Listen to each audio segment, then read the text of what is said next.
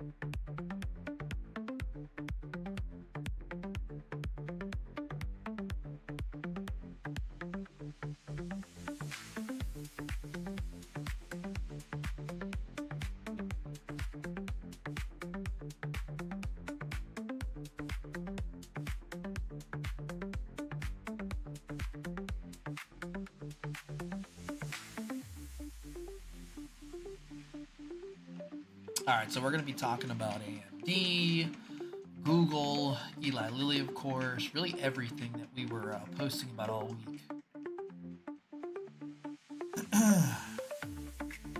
We're going to be closing strong, I can tell. I can feel it. That's for damn sure.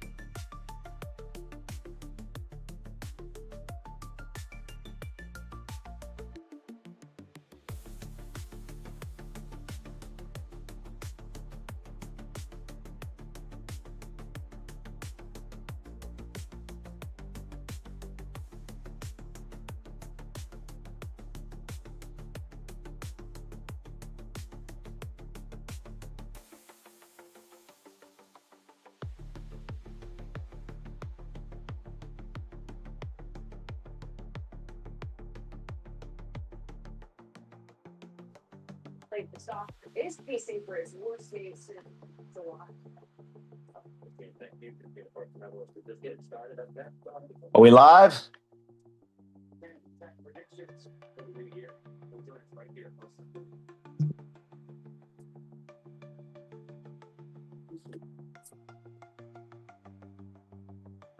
Oh, I was muted. I can hear you now. I was muted.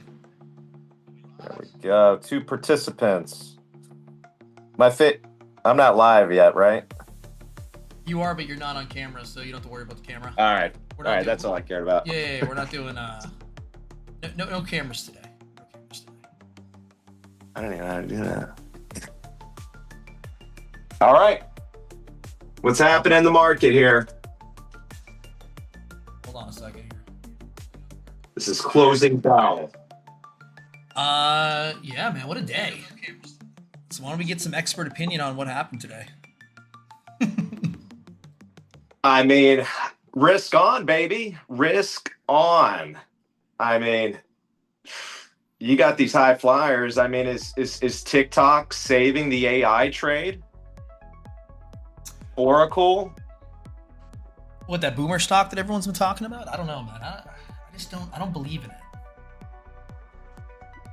I just don't believe in that stock.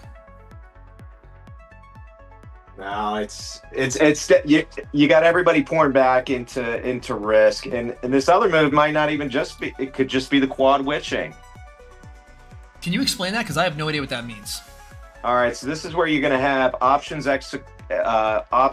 expiration across multiple asset classes. So that's going to be your index futures, your options futures, your index options futures. So all of these options are expiring today. So along with your weeklies, that's how you get your that's why it's called quad witching. So essentially when that happens, like, there is a ton of notional value that's going to go off here. So if you're in the money, out of the money, you're going to have hedging. You're going to just have, you're going to execute them, and it's just going to drive some of these stock prices, which you saw at the open. Are you talking about Oracle or just the overall market?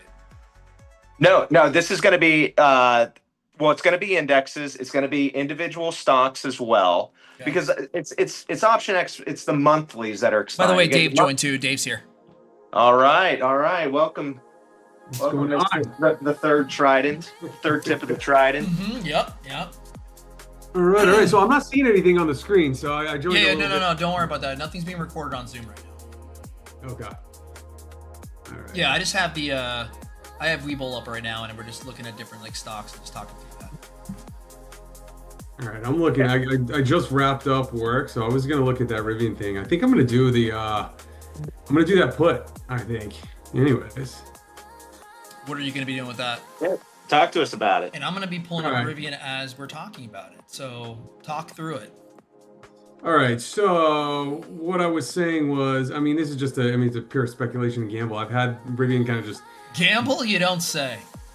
Yeah, it's speculation. You're right, but I've had it just kind of weighing me down for a bit, what I was saying, and now I'm up overall 8%. So I wanted to just take that, sell the shares that I own, which I own, not many, but close to 60.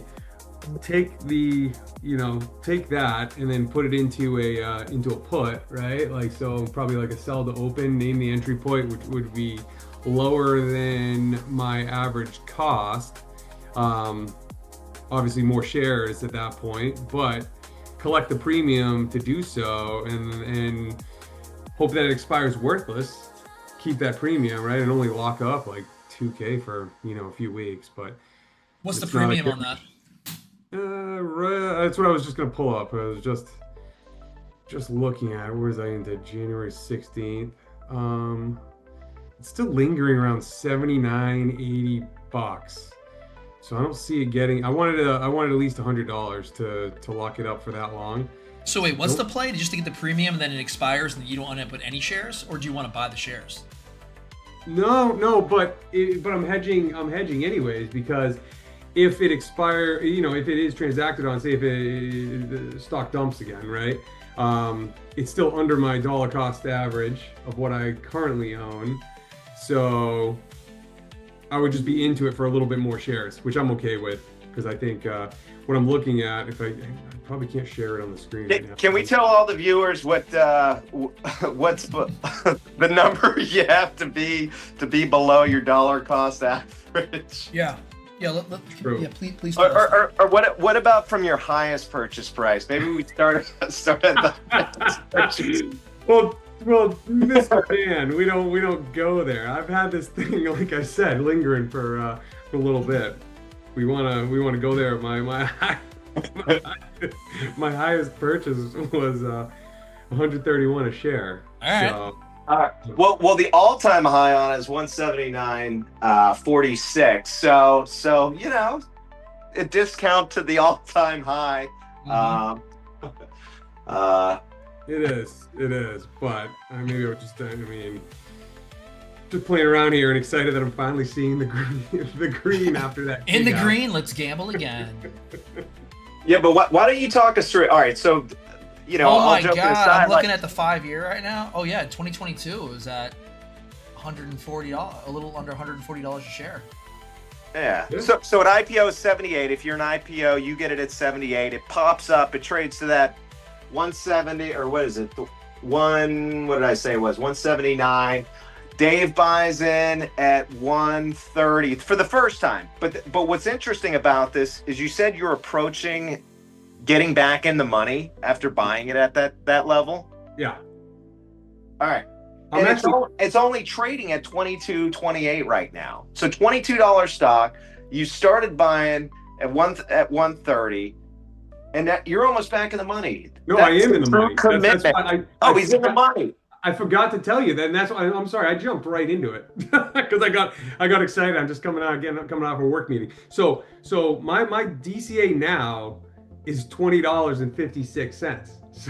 So it goes to show you, if you hold, watch the charts, and so you're up 10%. You said on like your average cost about $20 and it's trading $2 ahead. Yeah. And that's holding period 1, 2. We'll call it 3 years approximately. Yeah. So it's a return of something. So yeah, but wouldn't you want to get out of Rivian? I don't know, man. I just feel like I do. I do. Just move on. You're up 8% right now. Sell it and just do something else. I don't know. So that's what I'm thinking, but I'm a little bit greedy, and I see that the stock, the price, right, is what they moved it from 22 to 25. So I still think that there's some room to grow. Mm-hmm. So that's why I'm thinking about taking the put, and then it's not going to break me. Putting up. So let's say for a $20 price point for 100 shares, January 16th is 75. It's 75 premium right now, so I can collect the $75 for a few weeks, or find something else for that 2K. But I like to be leveraged in other places, so I think I might do it. Actually, I'm a victim of greed. Yeah, I don't know, man. I'm always like on the fence about that. That's some QQQI guy. Yeah, let's see.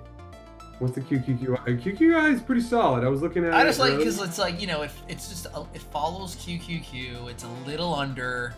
Right, you get like some little on the down days, a little less. On the up days, you lose a little gain, but you still get the 13% distribution, and 95% of that's return of capital. So you're not even taxed on it, at least until the cost basis goes to 0, which is about 6 years. So it's like free money. That is good. All right, so someone's at my doorbell. Hold on, I gotta be back in like a minute, but. What I wanted to look at is the options on that. Can you trade options on QQQI? I don't know. Can you do that, Voss? Yeah. Oh, you can actually. Why not? Oh, they're that's weird. Do you still get the distribution if you're tied up on a contract? You have to own it. But You do one for. Hey, you can write calls on Yeah, it. but Why not? QQQI is already a covered call ETF anyways, right? So that'd be like Inception. You're like writing a call, an option on a covered call ETF. I don't see why you can't do it. Double dip. The only thing it's going to be doing is limiting the upside of what your underlying ownership of QQI is. So, like, what it's trading at 54.54 right now. Yep, it's on the screen right now. Are you guys looking at the YouTube stream? No, I No. just Okay. have it on. Can you send the link in here so that way we can just click it? You probably have some background noise, but all Yeah, right. I But can send it. back to the option. Like, all right, let's just say that you think that. I don't like it. I mean, I'm looking at it. Sorry to cut you off, but I don't like it. It's monthly, dude. Like you can't do weekly. So the next option for QQQI is January 16th. From there, it goes to February 20th. And even though, say, if you like price point, my price point or my DCA is 52. Say if I want to, buy 100 more shares and not go over my DCA. Just turn the volume. Sorry, are you on your? If you're not on your phone, just click on the link and then just turn the volume all the way down. You can see what's on my screen. But anyways, go ahead. Continue. Sorry. Yeah, no, I'm looking at basically February 20th is the next one, and the premium sucks. So it's like for $52, a $52 put would be $45. Oh So shit! I can pull up options on Webull too. Is it January 16th? January 16th, but it sucks. Yeah, look at my screen. Or look at the stream. All right, I don't have it. Just click on the link on your phone. Just turn the volume down. Oh, you sent it on my phone. Yeah, I sent you a text. Okay. yeah, so January, like it looks like the volume today are all around the 54 and 55 strikes. So it's basically like at the money, or just out of the money that the volume's at right now. That's on the call side. What about the put side? I've been looking at the puts because I don't have enough there. I don't have 100 shares to play with. I usually where's the put side? And I didn't How do I tell get the to viewers, right? Like I mess around with covered calls. So if I don't have the full 100 here we share, go. Here's I'll mess puts. with-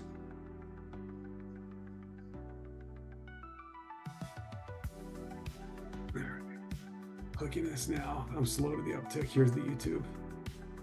I'd rather have it on my computer. Multi-screens. Yeah, do that.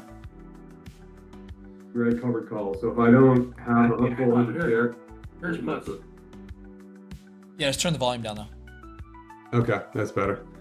I just muted And it. there's a delay. It's like I think it's like 15 seconds, just so just in case someone, says something that's not supposed to be said. Cool. Welcome to the chat.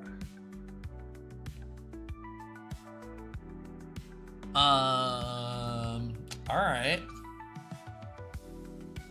Anything else? Yeah, so on this? I don't think it's worth. I don't think. Well, for me, it's not worth it at all. You lock it up for more than a month. Dude, what and- about our favorite USAR? Was that the one that you had, Voz? I can't remember. Was it USAR or UURAF? No, it was USAR, right? Yeah, and I still have them both. This thing. Oh yeah. Yeah, dude, all the entire critical or what are they? Critical metals? What are they called? Rare earths. Rare earth, critical mineral. Oh, I think that's the name of the company, right? The CRNL, Yeah, right here. critical metals. It's up today. Hey, 5%. Bouncing. Yeah, I mean, just deflated. I mean, look at the 3 month. I mean, back when we bought it, it was like on the upswing, and then it's been just nothing. I mean, it was at $32 on the high. That's when you had it, I think. Yeah, I think verbatim you were saying when USAR was like trading at like $40 that one day, you're like, Because I was at that event, and that's when I was buying it all, and then you bought yeah, it. you're like can't sell. This is your retirement fund. This is how we retire. And like all of a sudden you hold on to that, you're like, bro, you'd be broke today. less than a month later, you're broke. I mean, you're still up from when you would have bought. If you would have bought it on like September or like, early October, you're about flat actually. No, you're a little up. With what, critical metals? Yeah, I messed around with options. I didn't even tell you guys about that, but I messed around with options with that. What's your DCA there? Well, right now it says the average cost is 871. That's pretty good. And I think that's still taking my premium into effect. So yeah, there's that. Because I rolled it twice. So yeah, that makes sense. So it's 871. So I'm out of the money right now. That's not that bad. That's the only reason why I didn't sell. I was up, when the put hit, or when I had to exercise on it, and I just didn't sell it because I'm like, that's not too bad. I collected a couple hundred bones on the premium, so that helps. You're a believer in the company. That's it. I'm one of the one of the 3 employees there. There's 4. Well, it'll be 5 because 5. He'll own the whole company. He keeps writing. I wonder how many shares would you need to buy to like just enact a hostile takeover where you now get a seat at the board? Well, there's a total of 139 million shares outstanding. There's 115 million in the float. So I mean, just to even have a say, like let's just call 10%? You 10%. Yeah. Go get yourself 12 million shares. Go get yourself 14. Yeah, go get 14 million shares, and you go to the board and you tell them how to run that company. You say we're going to double the amount of employees we have today. You tell them. Yeah, but you know what? You buy all those shares, you'll move the price just through all those purchases. I feel like you'd influence that price just by purchasing those, right? Market maker might say it's going to 0, and he'll just sell them to you. I'm just kidding. What about Micron? That was talking to town. I feel like this week. They may have saved the AI trade single-handedly. Thank God. I was a little. Dave and I were talking at lunch. I was a little on suicide watch earlier this week. I think everybody was. And you listen to CNBC today, and they see today's rally. You know what they're saying? We knew it was going to turn around today. It's like everybody. You look at the chart. I'm sure. Yeah, like, what are you talking about? What are you talking about? The mailman was out there ripping his hair out, giving you your mail. You're like, I might not get mail tomorrow because this guy's on edge. He might go postal. I think it was even like Tuesday. It was pre-market was up, and then it instantly turned. It was just like the whole market went. I'm gonna be honest. I thought we were gonna turn yesterday. Like you had the pop up. There was. I know. I was like, no, we're gonna be fine. We're gonna be fine. There wasn't a meltdown. There wasn't a complete breakdown. But just because of that just tells me I'm like the Bears still won that day. That gave them a shot for today. But this turnaround trade, and now there's no more economic data till the end of the year. Everybody's gonna be on holiday and happy and cheery, drinking eggnog, throwing a little rum in there, and hitting that buy button. Hitting that buy button. So what do you like better, Micron or Nvidia or AMD? Ooh, so Micron's in favor. Like who has more? Who has more room to go?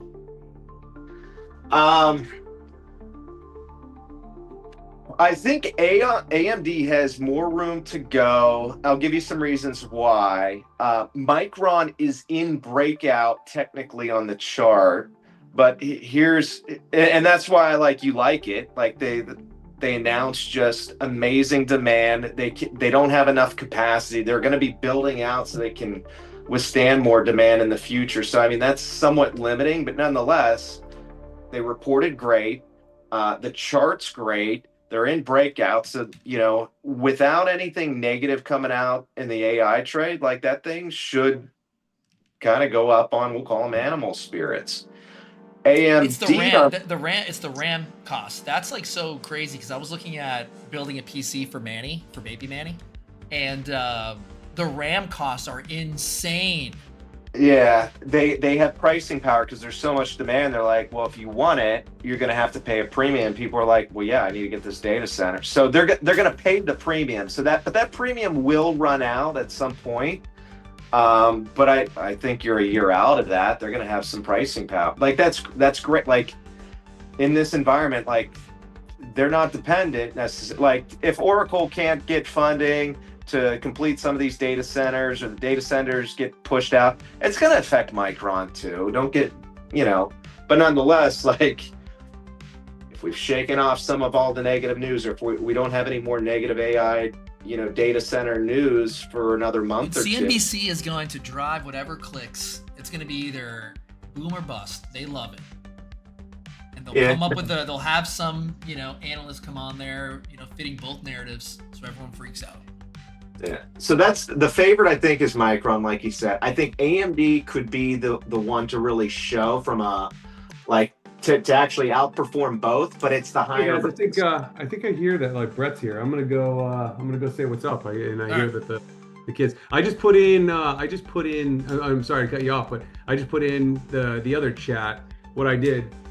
The chat? What I did as far as the put, right? Like, so we'll see if that hits. I put good till canceled, and yeah, I'll keep you guys posted if she hits. Oh shit, Brett is definitely at your house right now. All right, I'm gonna go downstairs. All right, I'll talk to you guys. Yeah. Voss, you coming by later? Yep, I'll be there. All right, man. We'll talk to you. Bye. Now everybody knows our date plans. Yeah, we're not going to be able to make that tonight. We're doing Zoo Lights. Zoo Lights at nice. That'll be nice. Yeah, it's at 6:30. You'll go spend $15 for a high noon there. They've got crazy prices on high noons. Or we'll we're not sponsored by High Noon, just so the chat knows. We're not sponsored by them, but if they want to sponsor us, they can. Yeah. All right, so you're saying you like AMD now? If someone was buying something right now, would you say buy AMD now or buy Micron for, let's say, the first quarter?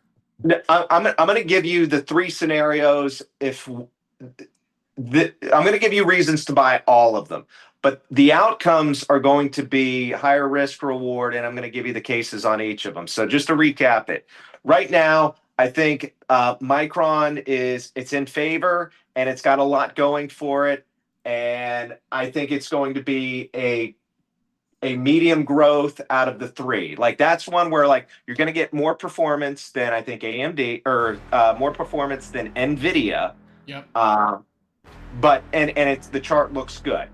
AMD has pulled back significantly, but it's got a lot of like just noise that's been out there. They haven't come out with any real news as of late, and the reality is, at least Asu's over there in China right now. They're still CPU. They're still, gaming market, PCs. They've got their core business, and they don't have a ton of market share of even this whole AI space. But they've got good chips. So the reality is, there's all this competition with those AI chips now, the TPUs, the GPUs, and NVIDIA is obviously, they've got the easiest plug and play stack that's out there. And that's why they're going to be the standard. And that's why I'm going to tell you right now that NVIDIA, and that out of these three stocks, like it's trading at a very low multiple, probably 25, something like that of the market.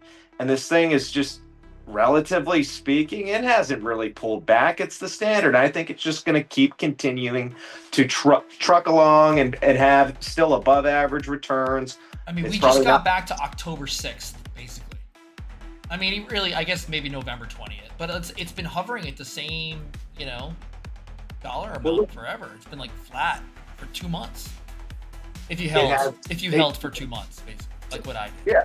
So we've got a nice consolidation. And so the thing is, like, when you get to a company of the size of NVIDIA, we're talking trillions, you know what I mean? Like, that's why you might not necessarily, hey, is this thing going to trade up to $400 a share? Like, you and double its market cap next year? I don't think that NVIDIA is going to do it, but I think it's still going to have an above average year return because of the demand. I just don't think, because it needs too much to move the needle on it, that you may not see it up 100%.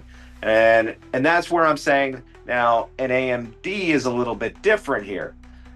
If I mean, you buy one, you buy. It's like if you buy one, what's the difference, right? I mean, like, well, 'cause one's a 300. it's all gonna One, move. It's all gonna move at the same in the same kind of trend, right? All three.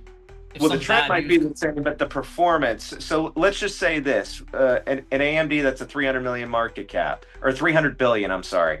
It's for that to go to a trillion market It's cap. easier. That yes, like there's like it just needs a couple of deals, like $10 billion data center commitment here, 10 billion. Once you do And that, what's once you start, Micron? Micron, that's a good question. I don't know it off the top of my head. I'll tell you right now. Market cap's it's 300 billion. So same. That correct. So Micron and AMD. Oh, Micron has had a weird move. The last 10 minutes, we're gonna see very funky moves, quad witching. So you're gonna There was you a might weird little red candle. you're gonna see it go down. You're gonna see it go up. You're gonna see this is all for the quad witching. So this is the index and futures, option expiration, single stock, and single index option expirations. So you got futures, and then you've got just your standard single and And index SPY option. just had like a huge green candle shoot up. Whatever that means. You should look at some of the real small. Let's find a tiny small cap that actually has options. Like some of those things, like you'll see it move. Like you can see a $10 stock move 1.5 points. All right, so you think AMD Micron has the biggest upside just based on market cap? Yeah, market cap, and then how And a much deal. market share? Yeah, And you think a deal could move it much more than what like an Nvidia deal would do? correct. Like they just need. Nvidia is going to probably capture more and more deals because of the standard, and it's easier. Like they have the best product, so AMD just doesn't. They don't need as many deals for it to move the needle for them, and I just expect them to get some of it. Like Lisa Su's just that she knows how to take market share. She did it. Intel was a dying company until the government bailed them out. Yeah, I remember. I hated that stock for the longest time. It was cursed. But here's the other thing. Let's just say Oracle doesn't get funding, everything gets pushed back. You'll see an AMD just get crushed. Micron. Micron probably has a better chance of holding up. It just puts any chance of all of those news things being pushed out. Time kills deals. Time kills deals on stocks. All right, 8 minutes left. So if you're not looking at like a tech stock or an AI stock, like what's your like favorite non-tech AI stock? Like a Lilly? Like an Eli Lilly? Lily's been outperforming. It's just until you lose all the weight, and then what's Lily's drug? I mean, what are they? The GLP, Monjaro. Yeah. Whatever the Ozempic is. Mm-hmm. Yeah, Lily's a hot one. How is that thing acting today? Good. It's up one. All right. So we saw a rotation out of tech like all last week, and then there's been a broadening out. That was a big discussion factor. I know. I was starting to think. I'm like, damn, should I like start selling some of my tech and buy some like Caterpillar or something? Like, or like some. Honestly. So consumer discretionary is hot. You want to start looking at some of those things. NCLH, like the cruise lines, RCL. COVID is out of them. RCL, I think, has outperformed NCLH. I don't know what their structure looks like. Something tells me Cruise that lines. I never thought about buying a cruise line. Look at RCL's chart. That's probably one of the biggest winners coming out of COVID. Royal. Yeah.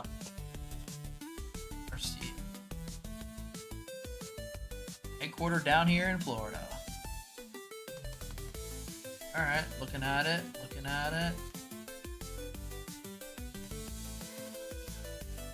I mean, I have it up right now, and it finally got back to where it was in June.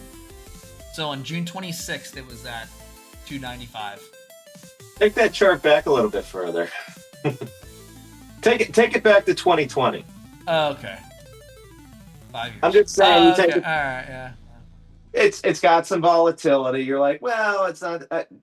Look at the trend. Look at the, in consumer discretionaries coming back into play. Where do people want to get out? People that haven't done this in a long time. There's many people that took a lot of time off, and they're hearing their friends come back. They're like, no, it was a great time.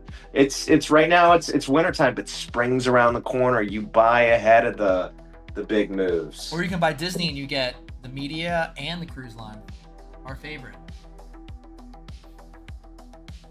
You got it. Yeah, you get some diversification. It's not just a right. I do like some consumer discretionary. What are some other ones that I think are at least interesting to look at? Lumentum Holdings. I don't even know what that is. That was one that I talked about like 3 weeks ago. Light. It's up like 11% right now. Today. Oh, it's I mean, I don't even know. I just bought it. It's the laser, right? Yeah, like optics, that stuff. Yeah, that thing's moving. It's only up 33 points. All right, so like 5 minutes. Do you think next week's gonna be a good week, or you think it's all gonna fall apart? All our gains gonna be given back?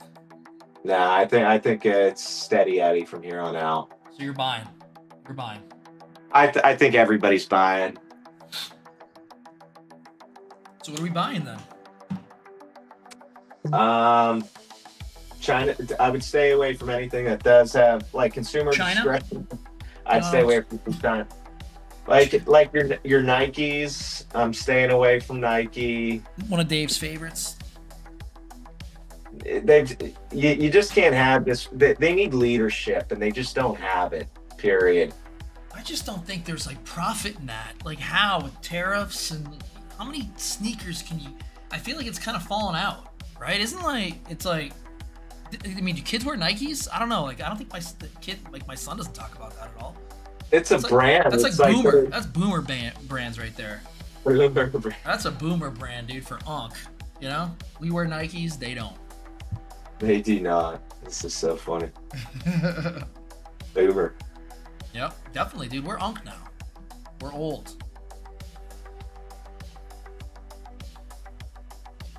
All right. So I'm just watching the market here.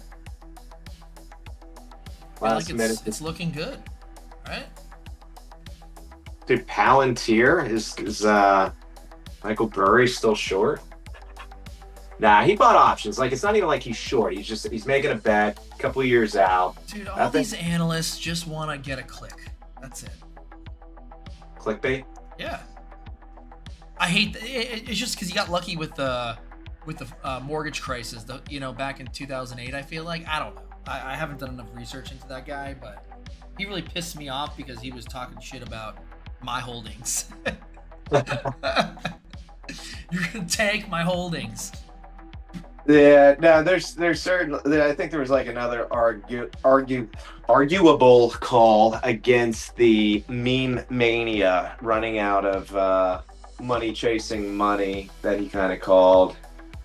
I mean, that could have been luck though. You know what I mean? Like, yeah, like you know how many times like I've just looked at a chart and I'm just like, without looking at anything, I don't need to see money flows. I can just look at it and say, yeah, that thing's done. It's done. And all I had to do was look at the chart. And I'm sure I'll get that right 2 out of 5 times. And, but I'm just not as popular as Michael Burry. So, Yeah, but you just buy good companies, though. And you just hold them. And eventually you'll be fine. I mean, that's what I do. That's smart investing. Yeah, but it's boring. That's why you gotta find like the get rich quick schemes. Get rich slow. Exactly. So you think we're good? You're buying? We're buying next week. Monday morning. Or do you buy now? Oh, we only have a minute left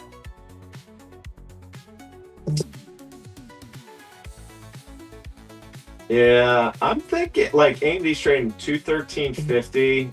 I figured they would spike it to an even number, like 214. AMD's had a little move down.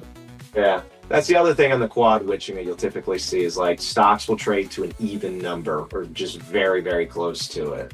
Like an even number, like instead of 213, it'll go to 212. Yeah, well, I like or 213. Like if it was trading at 212.36, like you'll see you it. mean it goes to like Gets a pegged whole to a number? strike. Yeah, it usually gets pegged to a strike. Like look at this volume that's just coming. It's just astronomical in like the last. Well, everyone needs their like last dopamine hit before the weekend. That's why you need that 24-hour trading. Everyone's like, I gotta get my last trades in right now. And I've seen the volumes in it. It's and there's been some like articles out about. It's over. Dude, no, it does nothing. It means nothing, honestly. Like it's just another way for retail to lose money, in my opinion. Like, what do you get? Like, the only thing I could see is like, what are people going to come out with news events at 2 a.m. that are positive because it'll spike up like the illiquid market, you know? No, but I feel like people would want to buy. Like, you know what I mean? Like, I feel Yeah, like but if there's nobody there to sell it to you, that you know, at where there's that's why like yeah, the but normal. if the market's 24/7, then you'll have everyone. It'll be available, right? I mean, Yeah, just but like yeah, but crypto. the thing. Correct, but the real people that move or have the ability to move it or provide liquidity, like it's not going to just be every single market maker willing to like, hey, there's good news out, and they're going to go find the price. Those market makers use institutional orders to base whether they're going to be adding extra liquidity at certain levels or not. And they're not going to have that information to make those decisions. So you know what they're going to do? They're going to participate a lot less and they're going to let the prices go until there's an actual, order out there. It's called price discovery, and you're just going to see these wild moves. And when you see these wild moves stock up a certain percentage, you know what happens to the person sitting in their underwear in their mom's basement? They're like, oh, something's off. This news is really, really good. Well, no. And then they go out and buy it. And it turns out it whips around when a real, seller comes out. Mhm. It goes down 3 points. That person now has to sell his underwear because he has no money and he's never going to get out of his mother's basement. Dude, it's all gambling. That's all this is. Well, that's what they call it. That like it's just going to further gamify. Here's the other thing. It's not. I don't think that it'll ever like. It's just a normal progression. I think of the markets. It'll probably be fine in 10 years from now. And it's probably just going to be like, all right, yeah, we've got to. Although the 9:30 high of like the market open, I love that because that'll be gone now.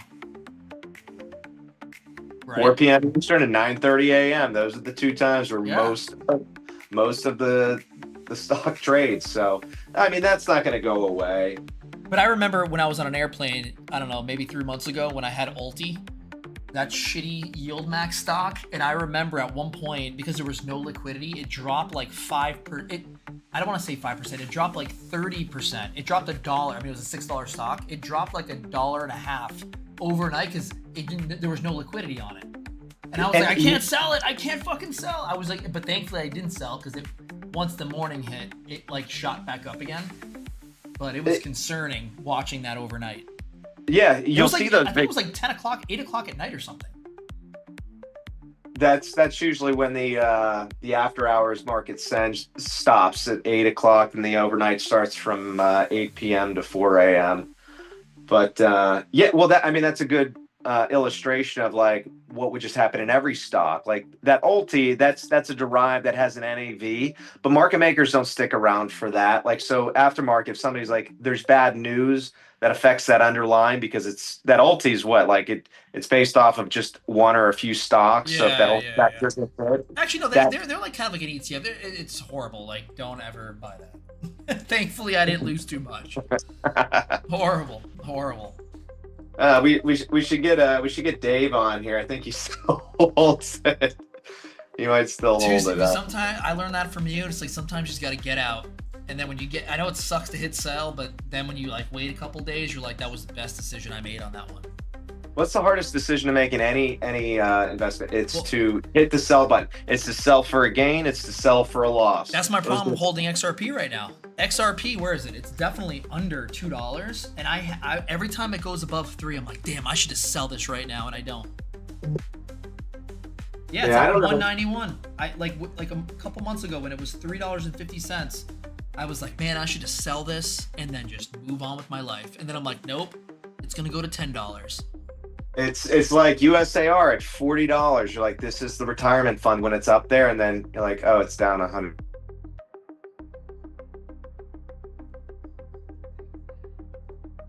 Oh, looks like we lost Vaz there. All right, we're gonna go ahead and kill this thing.